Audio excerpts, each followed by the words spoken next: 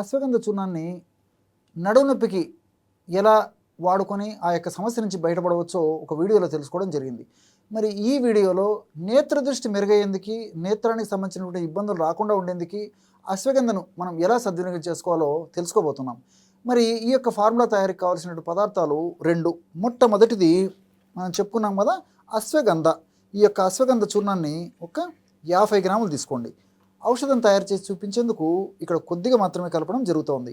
మీరు 50 గ్రాములు అశ్వగంధ చూర్ణాన్ని ఒక పాత్రలో ఈ విధంగా తీసుకోవాలి. అట్లే రెండవ పదార్థంగా త్రిఫల చూర్ణం. త్రిఫల చూర్ణం గురించి మీకు ప్రత్యేకంగా చెప్పనక్కర్లేదన్నమాట. కరక్కాయలు, తానికాయలు, ఉసిరికాయలు. కరక్కాయలు, తానికాయలు, ఉసిరికాయలు, ఈ 3 కలిపి తయారు చేసినటువంటి చూర్ణం ఏదైతే ఉందో దాన్నే త్రిఫల చూర్ణం అంటారనమాట.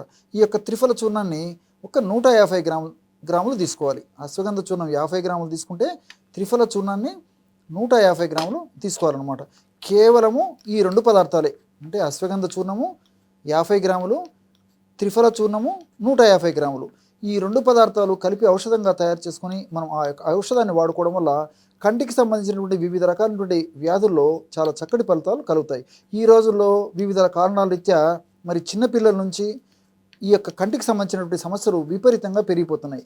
అంటే వివిధ కారణాల రీత్యా, అంటే పోషకాహారం సరిగ్గా తీసుకోకపోవడము, రాత్రి ఎక్కువసేపు మేలుకోవడము, అదేవిధంగా టీవీలు, స్మార్ట్ ఫోన్స్, అదేవిధంగా ల్యాప్టాప్స్ ఇలాంటి వాటిని ఎక్కువగా వినియోగిస్తూ ఉండడము, ఇలాంటి వివిధ రకాలైనటువంటి కారణాల వల్ల మరి చిన్న వయస్సు నుంచే కంటికి సంబంధించినటువంటి అనేక రకాలైన సమస్యలు కూడా వచ్చేటువంటి పరిస్థితి ఏర్పడుతుంది.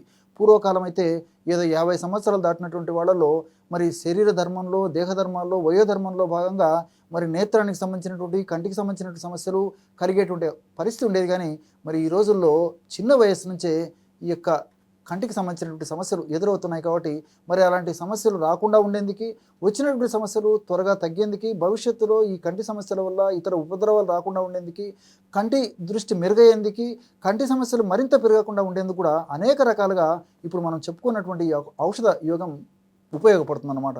ఈ విధంగా మనం తయారు చేసుకున్నటువంటి ఔషధాన్ని ఒక గాజు సీసాలో నిల్వ ఉంచుకొని రోజు ఉదయం ఆహారానికి ఒక అరగంట ముందు, రాత్రిపూట ఆహారానికి ఒక అరగంట ముందు 1.5 స్పూన్ నుంచి 3 స్పూన్ల వరకు, చిన్న వయసు పిల్లలు అంటే 3 సంవత్సరాలు 4 సంవత్సరాలు దాటినటువంటి పిల్లలకైతే 1 గ్రాము నుంచి మొదలుపెట్టి వాడుకోవచ్చు.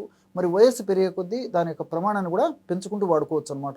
కాబట్టి 1 గ్రాము నుంచి 3 గ్రాముల వరకు 3 సంవత్సరాలు దాటినటువంటి పిల్లల నుంచి ఈ యొక్క ఔషధం మొదలుపెట్టి పెద్దవాళ్ళకి అందరికీ కూడా వాడుకోవచ్చు అనమాట. ఈ యొక్క ఔషధాన్ని తగినంత తీసుకొని ఈ విధంగా ఒక చిన్న ప్లేట్లో తీసుకొని ఇందులో తగినంత స్వచ్ఛమైనటువంటి తేనె కలిపేసేయాలి. ఇంతే. ఈ తేనె కలపడం వల్ల ఔషధం మరింత సమర్థవంతంగా, మరింత శీఘ్రంగా, మరింత వెంటనే, మరింత సత్వరమే మన దేహంలోకి ప్రవేశించి ఆ నేత్రదోషాలకు కారణమయ్యేటువంటి వివిధ రకాలైనటువంటి అంశాలని నిర్వీర్యం చేసేసి చక్కటి దృష్టి ప్రసాదించేందుకు చాలా చక్కగా ఉపయోగపడుతుంది అన్నమాట. అంతేకాకుండా మరి ఈ రోజుల్లో వివిధ రకాలైన కారణాల రీత్యా అనేక రకాలైన వ్యాధుల వల్ల కూడా కంటికి సంబంధించినటువంటి నరాలు దెబ్బతినిపోయేసేసి కంటికి సంబంధించినటువంటి రుగ్మతలు, కంటికి సంబంధించినటువంటి సమస్యలు కలుగుతున్నాయి.